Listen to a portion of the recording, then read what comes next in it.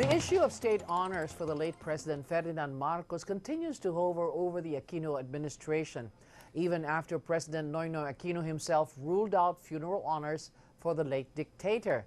Teddy Locsin Jr. shares with us his thoughts on how Malacanang is handling the issue in tonight's Teditorial. Thank you. Malacanang just won't leave well enough alone.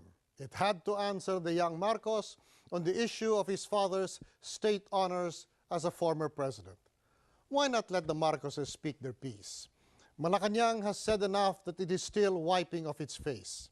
Now Malacanang says that before the funeral honors requested by his children, the father must first say he is sorry. Sorry for what? Declaring martial law? But that was constitutional according to the Supreme Court. Canceling democracy? That was done to effect reforms that the landlord-dominated Congress kept blocking, such as agrarian reform. Canceling the elections? Noynoy just did that, to effect political reforms in arm. Changing the Constitution? We were about to do it with an elected convention of delegates for sale, whose only independent initiative was the unconstitutional proposal to disqualify the wife of the sitting president from seeking election for his place, an inalienable right that no constitution can deny. Getting an authoritarian constitution passed around with fried chicken and pancit, well, we still do that in every election. Rigging elections? Marcos never did that. He won the presidency 2 times fair and square and by landslides. Under martial law, he never paid for a vote that he could get by fear. Stealing in public office? Police.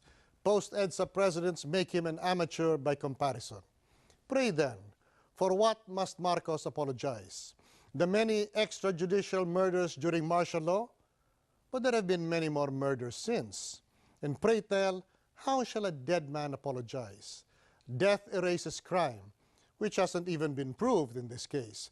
The Supreme Court validated everything he did, and the people ratified all his acts repeatedly, including the assassination of Ninoy Aquino, by returning 2/3 of the batasan to Marcos.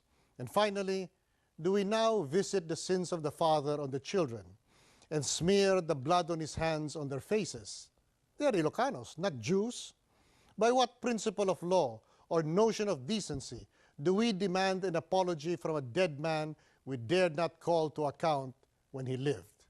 And finally, are we demanding the unnatural act of having children denounce their father to assuage their grief? What is this, a Greek tragedy? And what are we, communists? If we cannot have intelligence in government, let us at least have good taste.